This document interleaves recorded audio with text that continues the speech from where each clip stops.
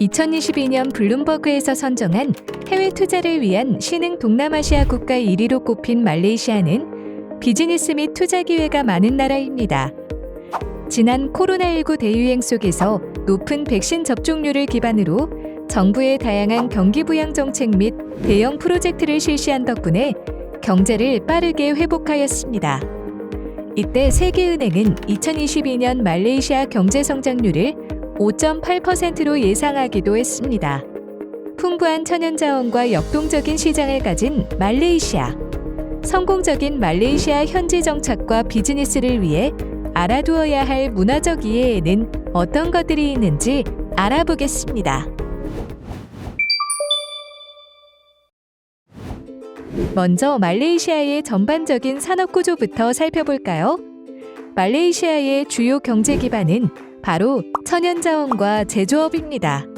원유 및 천연가스, 팜유, 고무 등 다양하고 풍부한 자원을 통해 국가재정 수입의 상당 부분을 충당하고 있습니다. 또한 전기전자, 자동차, 석유화학, 철강 등 제조업 분야도 1980년대 이후 꾸준히 성장하였고, 최근에는 인더스트리 4.0 정책을 통해 타 동남아 경쟁국들과의 차별화를 위해 노력하고 있습니다. 그렇다면 말레이시아의 비즈니스 환경은 어떨까요? 말레이시아는 아세안 10개국 중 싱가포르, 브루나이를 제외하고 소득 수준이 가장 높습니다. 또한 고급 라이프 스타일을 추구하는 중산층 이상의 인구 비중이 크기 때문에 온라인, 모바일을 통한 판매와 소비가 활발하며 매출 비중이 대폭 확대되는 추세입니다. 이슬람 문화권에 속하는 말레이시아의 비즈니스에서 관심 있게 알아보아야 할 것은 정부의 할랄 관련 정책과 법규라고 할 수 있는데요. 말레이시아 정부는 할랄 산업개발 마스터 플랜에 기반하여 말레이시아를 글로벌 할랄 허브로 만들기 위해 노력하고 있습니다. 정부의 목표는 할랄과 연계된 무역, 투자의 중심지로 육성하고 자국의 자킴 할랄 인증을 전 세계적인 인증 체계로 구축하는 것입니다. 여기에서 자킴이란 이슬람개발부라는 정부 부처 명칭입니다. 할랄 업무를 관장하는 별도의 정부 부처뿐만 아니라 할랄 관련 교역, 투자진흥기관까지 있을 정도이니 할랄 산업의 중요성이 어느 정도인지 아시겠죠? 말레이시아의 상권 중 절반 이상은 인구의 25%를 차지하는 중국계 말레이시아인들이 차지하고 있어 비즈니스 시 화교와의 우대 관계 형성에 주의해야 합니다. 화교 자본은 금융, 부동산, 식품, 유통 등 내수 시장의 거의 전 분야에서 기타 인종의 자본 대비 우위를 점하고 있습니다. 또한 중국, 대만, 동남아 등 타국의 화교 자본 간 형성된 강한 네트워크로 인해 시장 내 화교 자본의 영향력은 대단하다고 할 수 있습니다. 말레이시아에서 비즈니스를 하기 위해서 꼭 알아두어야 할 용어가 있는데요. 그것은 바로 부미푸트라 정책입니다. 부미푸트라는 말레이시아 원주민 후예라는 뜻으로 정부가 말레이계 및 사바, 사라왁 원주민들에게 펼치는 특별 우대 정책입니다. 이 정책의 내용은 국가적인 보호가 필요하다고 판단이 되는 업종 또는 일부 국책 사업에 대해서는 외국인 기업의 진출에 제한을 둔다는 것인데요. 이러한 정책이 생겨난 이유는 1969년 말레이계와 중국계 사이에 인종 폭동이 발생한 이후 폭동 수습과 재발 방지 대책으로 중국계 신변 안정과 상공업 활동을 보장하되 부미푸트라, 즉 말레이계에게 특혜를 부여하기로 타협했기 때문입니다. 이로 인해 부미푸트라는 연방헌법에 의거하여 대학 입학, 정부 공공기관 취업 및 사업체 설립 운영 시 특혜를 부여받게 되었습니다. 이에 반해 이의를 제기하는 자에게는 $1,700 이하 벌금 또는 3년 이하의 징역을 부과한다는 조항도 생겨나게 되었어요. 따라서 외국인 진출이 제한되는 분야의 시장도 있다는 것을 염두에 두시고 사전 조사를 철저히 하시는 것이 좋습니다.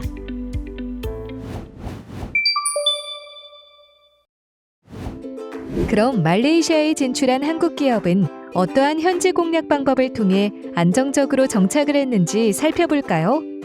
말레이시아는 최근 바쁜 생활 패턴으로 인해 식생활에서도 효율성을 추구하면서도 건강을 챙길 수 있는 유기농 제품에 대한 관심이 꾸준히 증가하고 있습니다. 그리고 도시 거주자를 중심으로 즉석식품이나 음식 배달 서비스를 이용하는 소비자가 늘고 있는데요. 한국의 한 식품업체 A는 이러한 트렌드를 파악하고 말레이시아 현지 식품업체와 합작법인을 설립하여 본격적인 현지 공략을 준비했습니다. 해당 업체는 할랄 인증을 받은 라면을 출시했고 김치찌개, 양념치킨, 고스트 페퍼 등 현지인의 맛을 사로잡는 다양한 매운맛을 선보여 10,000만 개 이상 판매하였습니다. 또한 한국의 화장품 업체 B는 온라인 채널 마케팅 강화를 통해 상당한 인기를 얻었습니다. 말레이시아 소비자들의 스킨케어에 대한 지식이 늘어나면서 노화 방지 제품에 대한 관심이 증가하였고 이는 젊은 층까지 확대되었는데요. 코로나19 이후 SNS, 유튜브 등을 통해 제품 출시 기념 캐릭터 마라톤 게임과 같은 구독자 대상 이벤트를 열어 비대면으로 활발하게 소통한 덕분에 말레이시아 디지털 협회가 집계한 상호작용 콘텐츠 1위를 기록했습니다. 이 두 사례에서 볼 수 있듯이 말레이시아 생활 및 사회적 문화 이해를 바탕으로 시장과 소비자의 특성을 파악하고 현 트렌드의 변화를 잘 읽어낸 것이 비즈니스의 주요 성공 요인이라 할 수 있는데요. 그렇기 때문에 파견 국가의 산업, 기업, 시장 및 소비자를 이해하는 것은 그만큼 중요한 일이 아닐 수 없습니다.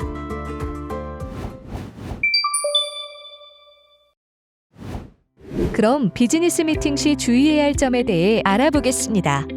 먼저 미팅 일정을 논의할 때 이슬람 교도들의 기도 시간과 금요일은 피해서 잡아야 합니다. 관공서의 경우 문서를 통해 일을 처리하려는 경향이 강하기 때문에 공무원과 약속을 잡기 위해서는 공식적인 레터를 최소 2주 전에 발송하여 충분한 시간적 여유를 가지는 것이 좋습니다. 그리고 말레이시아에서는 전반적으로 시간은 돈이라는 관념이 뚜렷하지 않아서 시간을 지키는 것이 그렇게 엄격한 편이 아니지만 말레이시아 사람들은 체면을 중요시하는 경향이 있기 때문에 그들을 기다리게 만드는 것은 부정적인 인상을 줄 수 있습니다. 그러므로 미팅 전에 여유 있게 도착하는 것이 좋습니다. 그리고 비즈니스 상대를 만났을 때 악수는 반드시 오른손으로 해야 합니다. 이슬람 문화에서는 왼손을 부정하다고 생각하기에 왼손 사용을 금하고 있기 때문인데요. 악수 이외에도 식사 자리에서 물건을 건넬 때 등 다른 경우에도 왼손이 아닌 오른손을 사용하도록 해야 합니다. 여기서 잠깐 악수를 할 때 두 손을 펴서 상대의 한 손을 감싸거나 악수를 하며 자신의 왼손을 본인의 가슴에 대는 의미는 상대에 대한 환영과 존중의 의미입니다. 혹 상대가 두 손으로 꼭 감싸주거나 하더라도 놀라지 마세요. 한편 무언가를 가리킬 때에는 주먹을 쥔 채 엄지를 편 상태, 즉 우리가 흔히 따봉할 때의 손 모양을 만들어 가리켜야 합니다. 검지를 사용하여 가리키는 것을 무례하게 여기기 때문입니다. 또한 이슬람 문화를 존중하는 모습을 보여주어야 하는데요. 이슬람교의 금식월인 라마단 기간 중에는 식사 권유를 하지 말아야 하며 라마단 기간이 아닌 평소에도 할랄 인증되지 않은 음식 또는 술은 절대 권해서는 안 됩니다. 반면 말레이시아인 비즈니스 파트너가 결혼 여부, 연봉, 몸무게 등 개인적인 정보에 대해 질문을 하더라도 너무 불쾌해하지는 마세요. 이는 사생활을 침해하려는 의도가 아니라 더 가까워지고 싶다는 개인적인 관심을 나타내는 것이니까요. 그럼 미팅을 할 때의 옷차림은 어떤 것이 좋을까요? 장소와 격식에 맞는 비즈니스 옷차림이 좋습니다. 반면 꼭 피해야 할 의상은 바로 노란색 의상입니다. 지난 2006년 선거제도 개혁을 요구하는 대규모 시위가 일어났을 때 시위자들이 노란색 셔츠를 입으면서 노란색은 말레이시아 민주주의와 인권 투쟁의 상징과도 같은 색이 되었습니다. 시위 진압을 위해 노란색 셔츠를 입었다는 이유로 구금되거나 벌금을 부과할 수 있다는 법규가 생겨나기도 했는데요. 이후 공식적인 자리에서 노란색 의상을 착용하는 것을 지향하는 사람들이 점점 많아졌습니다. 그러므로 노란색이 갖고 있는 이러한 정치적 의미를 고려한다면 노란색 의상은 피하는 것이 좋겠죠? 비즈니스 미팅을 사전에 준비해야 하는 것은 당연하지만 만약 중국계 화교와 미팅이 예정되어 있다면 준비를 더욱 철저히 하는 것이 좋습니다. 또한 명함 교환 시 영문과 중문 표기가 함께 되어 있는 명함을 사용하여 상대의 언어 혹은 문화에 관심을 가지고 있다는 점을 어필하면 좋습니다. 중국계 화교는 특히 치밀한 성격을 갖고 있기 때문인데요. 일례로 화교의 인구는 말레이시아 전체 인구의 약 23%를 차지하지만 말레이시아부의 80% 이상을 차지합니다. 그리고 말레이시아는 전 세계에서 화교가 운영하는 언론 매체가 가장 많은 나라입니다. 화교가 운영하는 신문사만 20여 곳, 중국어로 발행되는 간행물만 63여 종에 이르는데요. 이는 말레이어나 영어로 된 신문보다 훨씬 많은 수치로 그 영향력은 막대하다고 할 수 있습니다. 타국인 말레이시아에서 이러한 영향력을 갖기까지 화교계가 들였을 노력을 생각하면 그들의 매우 꼼꼼하고 치밀한 성격을 10분 이해하실 수 있을 것입니다. 그러니 이런 특성을 잘 활용하면 좋은 관계를 만들어갈 수 있겠죠? 말레이시아에서 비즈니스 수행 시 또 어떤 점들을 주의해야 할까요? 우리나라에서는 어떤 기발한 아이디어가 떠올랐을 때 주먹 쥔 손을 다른 손바닥 중앙에 부딪히는 동작을 하기도 하는데요. 이 동작이 말레이시아에서는 외설적인 의미를 갖고 있어 비즈니스 상대방에게 삼가야 하는 제스처입니다. 또한 말레이시아에서는 손님에게 음료를 대접하는 것이 일반적인 문화인데요. 영국 식민지 시절 차 농장이 건설됨으로써 영국의 티타임 문화가 생겨났고 이후 기호에 맞는 차를 소비하는 인구가 전체 인구의 60% 이상에 달하게 되었습니다.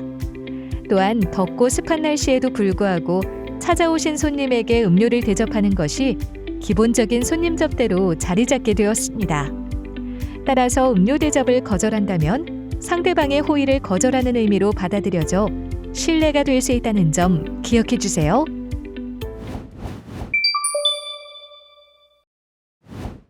말레이시아는 두터운 중산층의 구매력에 기반하여 고급 브랜드와 소비재에 대한 수요가 높은 편입니다. 다만 말레이시아를 구성하는 다양한 인종별로 각각 다른 소비 특징을 갖고 있는데요. 먼저 말레이계는 이슬람 율법에서 허용하는 할랄 식재료 및 생활용품 소비를 주로 합니다. 따라서 할랄 인증 마크, 제품 원료 등에 민감하다는 특징을 갖고 있습니다. 그리고 중국계는 다른 인종에 비해 상대적으로 트렌드와 브랜드 등에 민감한 편입니다. 따라서 거주하는 지역 내에 있는 하이엔드 리테일몰을 주로 이용하는 편입니다. 마지막으로 인도계는 대부분 인도식 생활 스타일을 지키는데 특히 식재료에 대한 충성심이 매우 높습니다. 음식, 식재료에 관해서는 외국산에 대한 관심도가 낮은 편입니다. 이처럼 인종별로 다른 소비 특징을 갖고 있다는 것을 인지해두면 비즈니스 시 서비스 대상을 좀 더 구체적으로 설정할 수 있을 것입니다. 말레이시아는 인구가 젊고 다양하며 앞으로의 성장 가능성이 큰 국가임이 틀림없습니다.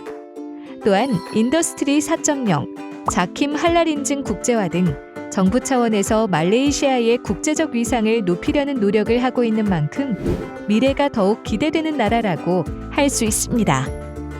하지만 말레이시아에서 비즈니스를 성공하기 위해서는 말레이시아만의 문화적 특징을 고려해야 한다는 점을 꼭 기억해 주시기 바랍니다.